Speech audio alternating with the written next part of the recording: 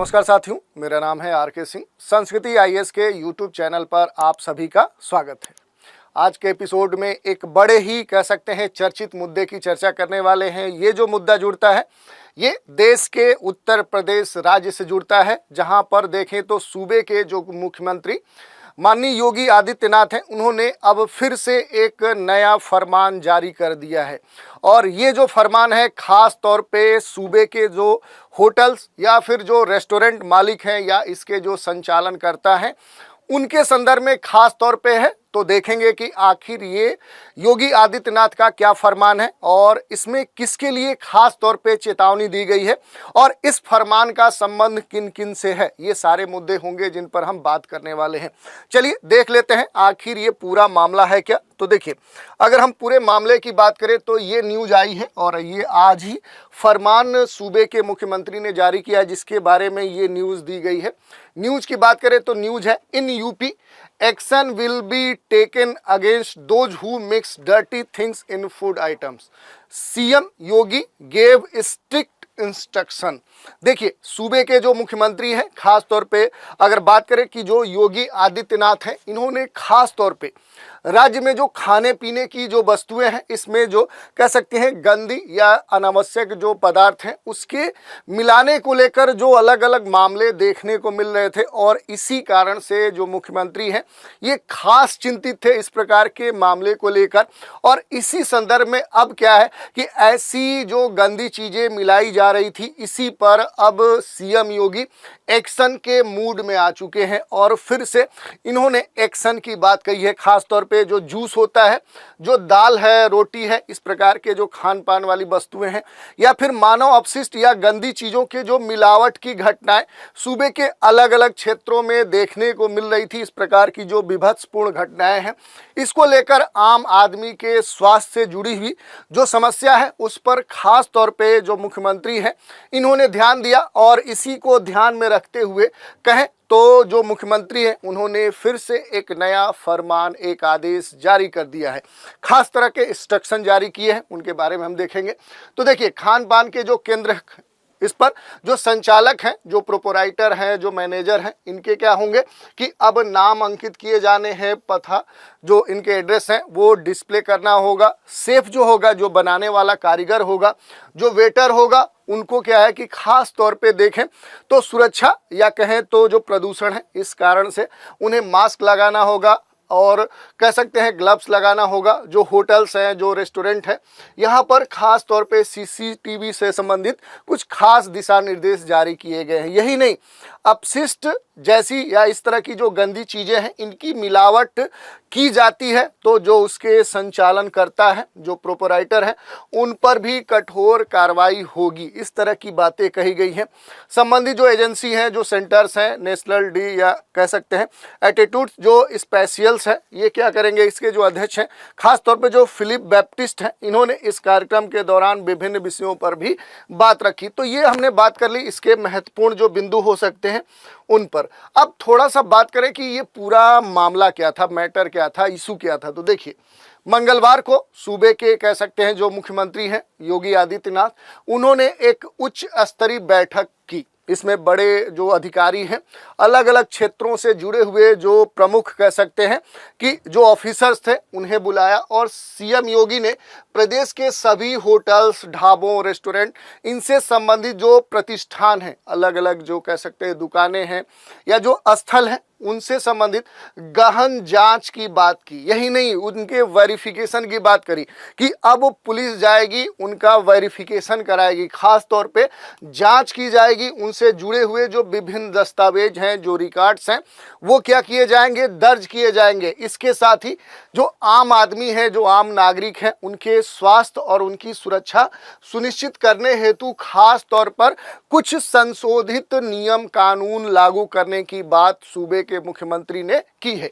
खान पान की वस्तुओं में खास तौर पे मानव अपशिष्ट या गंदी चीजों के मिलावट की जो घटनाएं हैं, खास तौर पे इन घटनाओं को देखने या सुनने की बात सूबे में कई स्थानों पर कह सकते हैं कि ये विषय चर्चा का विषय बना हुआ था और इसी कारण से योगी आदित्य ने इस संदर्भ में खास तौर पर कठोर निर्देश, कह सकते हैं सख्त निर्देश जारी किए हैं कि अगर कोई ऐसा पाया जाता है तो उस पर कठोर कार्रवाई होगी। इस संबंध में जो खाद्य सुरक्षा और मानक अधिनियम है उसमें खास तौर पे बदलाव या संशोधन करने की भी बात मुख्यमंत्री ने की है। इसके अलावा जो जूस है, दाल है, रोटी है, चावल है या इस तरह की जो विभिन्न, कह सकते हैं खाद्य पदार्थ हैं जिनको हम किसी भी होटल्स पर या किसी भी रेस्टोरेंट पे या इस तरह के जो भी प्लेसेस हैं जहां पर हम जाके खाते हैं और या फिर वहां से लेते हैं, तो इस प्रकार के जो मानव अपशिष्ट हैं या जो गंदी वस्तुएं हैं, इनके मिलावट की जो घटनाएं हैं, इसकी आलोचना मुख्यमंत्री ने की है। यही नहीं, आम आदमी के स्वास्थ्य पर इसका जो प्रभाव हो सकता है वो प्रतिकूल पड़ सकता है, इस बारे में भी चिंतित है मुख्यमंत्री। और इन्होंने खास तौर पे ये कहा कि इस तरह की जो एक्टिविटीज है, जो इस तरह की कार्रवाई है, हरकत है, ये कहीं भी ये क्षमा योग्य नहीं है, ये स्वीकार्य नहीं है। ये बात कही गई है मुख्यमंत्री के द्वारा और प्रदेश में ऐसी घटनाएं न हो, इस कारण से खास तौर पे इस तरह के ठोस प्रबंधन लागू किए जाने की बात कही है योगी आदित्यनाथ ने। तो ये हमने देख लिया कि आखिर पूरा मामला है क्या और इस मामले के संदर्भ में जो योगी आदित्यनाथ हैं उनकी राय क्या है, उनका कह सकते हैं कि अगला कदम क्या है, इन पर हमने चर्चा की। अब थोड़ा सा अधिनियम में जो आवश्यकता अनुसार संशोधन के निर्देश जारी किए गए हैं, थोड़ा सा उस पर हम चर्चा कर लेते हैं कि अब क्या कार्रवाई होने वाली है, पूरी व्यवस्था कैसी होनी है। इस पर बात करें तो देखिए, ढाबे जो हैं, रेस्टोरेंट्स हैं, यहाँ पर खाने और पीने जैसी जो विभिन्न, कह सकते हैं कि व्यवस्था होती है, तो इन प्रतिष्ठानों की अब जांच की जानी आवश्यक है।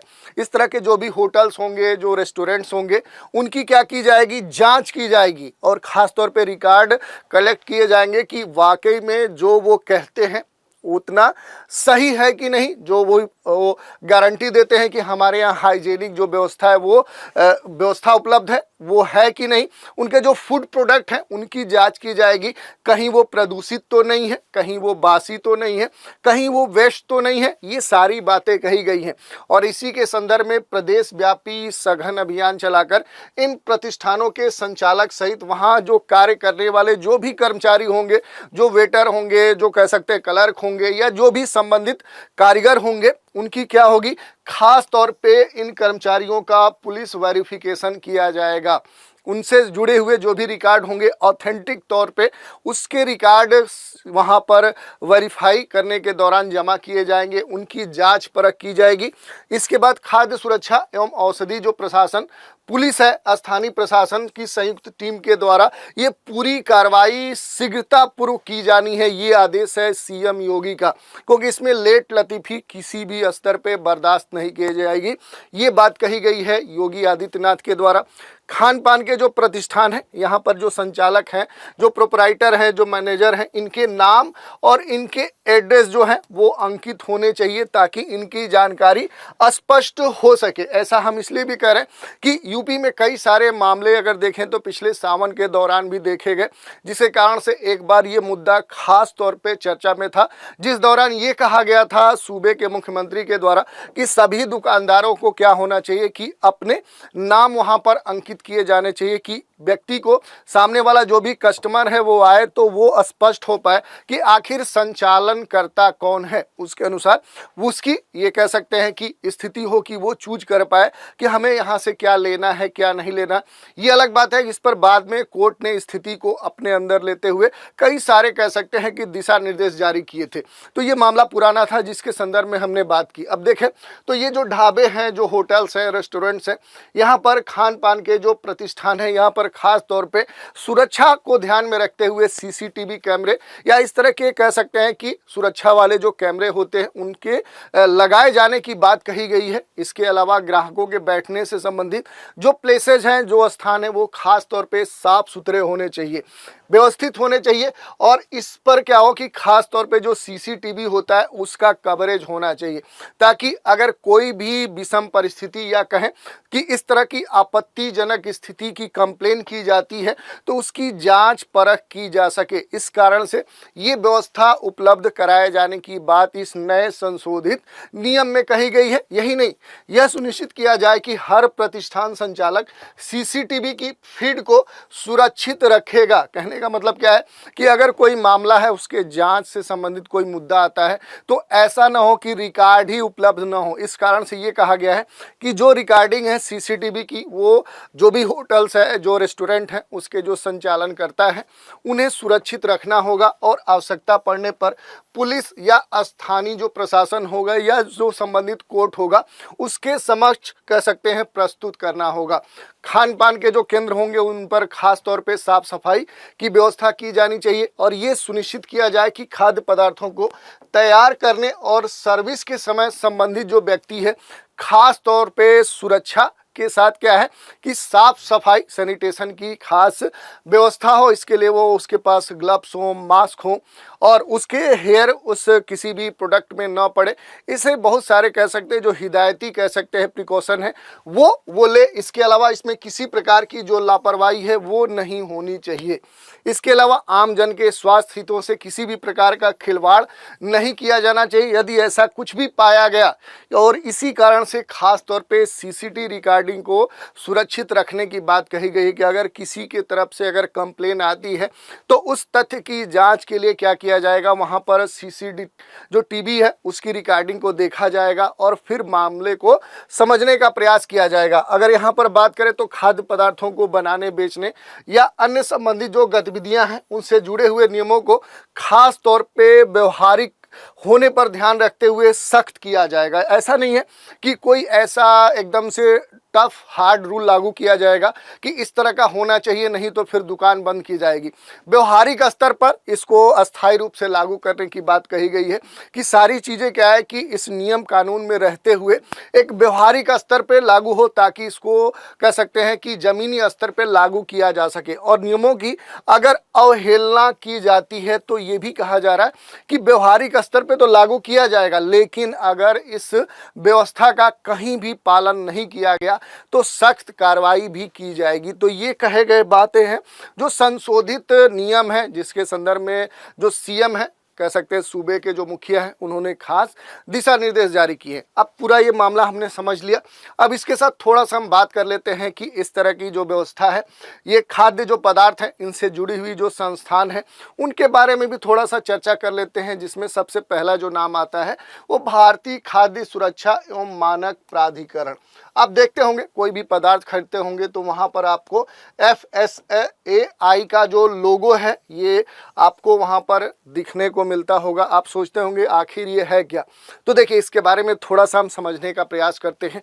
ये एक विनियामक संस्था है। इसकी चर्चा करें तो इसकी जो स्थापना है वर्ष 2008 में की गई थी। इसका मुख्यालय देश की राजधानी नई दिल्ली में है और यह स्वास्थ्य एवं परिवार कल्याण मंत्रालय के अंतर्गत कार्य करता है। आखिर किस उद्देश्य से, किस लक्ष्य के साथ इसकी स्थापना की गई थी, तो देखिए अगर बात करें तो खाद्य सामग्री के लिए जो मानकों का निर्माण है, आखिर जो भी फूड प्रोडक्ट है, खाद्य पदार्थ है, वो किस स्तर का होना चाहिए, कैसे बनना चाहिए, उससे संबंधित जुड़ी जो भी बातें हैं उनको निर्मित करने का जो कार्य है वो क्या करता है, भारतीय खाद्य सुरक्षा एवं मानक प्राधिकरण निर्मित करता है।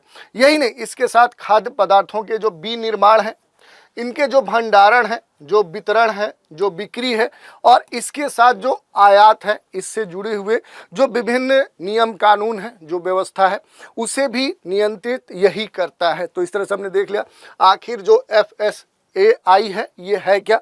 अब इसके साथ थोड़ा सा एक चीज़ और देख लेते हैं, वो है गवर्नमेंट ऑफ उत्तर प्रदेश का food safety and drug administration. इसके बारे में भी देख लेते हैं क्योंकि ये खास तौर पे अब इसी के द्वारा सूबे में जो नियम कानून है देखे जाएंगे, उनकी स्थिति खास तौर पे इसी के द्वारा कंट्रोल की जाएगी। तो देखिए उत्तर प्रदेश सरकार ने मिलावटी खाद्य पदार्थों, नकली घटिया नकली दवाओं के निर्माण और बिक्री को रोकने तथा खाद्य सुरक्षा और मानक अधिनियम 2006, देखिए ये बड़ा सा एक अधिनियम है। इसके अलावा औषधि और प्रसाधन सामग्री अधिनियम 1940 और फिर औषधि जो मूल्य नियंत्रण आदेश 2013 है, इसके प्रावधानों को प्रभावी ढंग से लागू करने के लिए एक पृथक खाद्य सुरक्षा एवं औषधि प्रशासन निदेशालय की स्थापना की। ये जो निदेशालय है कब स्थापित किया गया, तो वर्ष 2008 में इसकी स्थापना की गई। अब बात कर लेते हैं कि ये जो निकाय है इसके कार्य क्या है, क्योंकि वो सबसे अधिक महत्वपूर्ण है आपके लिए। तो देखिए, राज्य में जो आयातित, निर्मित, विक्रय और वितरित किए जाने वाले जो खाद्य उत्पाद हैं और जो दवाएं हैं, उनकी सुरक्षा और उनकी जो गुणवत्ता है उससे जुड़ी हुई जितनी बातें हैं वो कौन निर्धारित करता है, तो वो फूड सेफ्टी एंड ड्रग जो एडमिनिस्ट्रेशन है, खास तौर पे ये उत्तर प्रदेश में निर्मित है। इसके द्वारा सारी इससे जुड़ी हुई जो बातें हैं वो कंट्रोल की जाती हैं, निर्मित की जाती हैं, उसकी जांच परख की जाती है। यही नहीं, इसके अंतर्गत जो विभिन्न विनियम हैं उनके क्रियान्वयन के माध्यम से अमानक जो गुणवत्ता है, यानी जो मानकों पर गुणवत्ता खरी नहीं उतरती है, स्टैंडर्ड मानकों पर सही नहीं होती है, वैसी जो गुणवत्ता वाली, जो विभिन्न गलत ब्रांड वाली, नकली, मिलावटी एवं प्रतिबंधित जो औषधियां हैं, और इसके अलावा जो मिलावटी एवं असुरक्षित खाद्य उत्पाद हैं उनके अवैध जो आयात हैं, इसके अलावा उनके निर्माण, बिक्री एवं वितरण पर प्रभावी एवं जो कुशल नियंत्रण करने का कार्य है वो कौन करता है, वो food safety and drug administration निर्धारित करता है। तो ये महत्वपूर्ण कह सकते हैं कि ऑर्गेनाइजेशन है यूपी की। अब इसी की चलती चलेगी, इसके नियमों के अनुसार देखें तो खास तौर पे व्यवस्था रेगुलेट की जाएगी। तो आज हमने देखा कि आखिर क्यों सूबे के मुख्यमंत्री योगी आदित्यनाथ ने खास तौर पे ये फरमान जारी किया है और ये किसके संदर्भ में है, किसको ध्यान में रखते हुए, क्योंकि अपने सूबे के जो नागरिक हैं, जो लोग हैं, उनके स्वास्थ्य को ध्यान में रखते हुए इस तरह का जो डिसीजन है वो सूबे के मुख्यमंत्री ने लिया है। तो इस पूरे मामले को समझा, इसके साथ इससे जुड़े हुए जो विभिन्न कह सकते हैं ऑर्गेनाइजेशन है, जो संस्थाएं हैं, उन पर भी हमने संक्षिप्त रूप से बात की। तो आज के एपिसोड में इतना ही। नए एपिसोड में एक नए इशू के साथ फिर मिलेंगे, तो आप हमारे साथ बने रहें। इसके लिए धन्यवाद।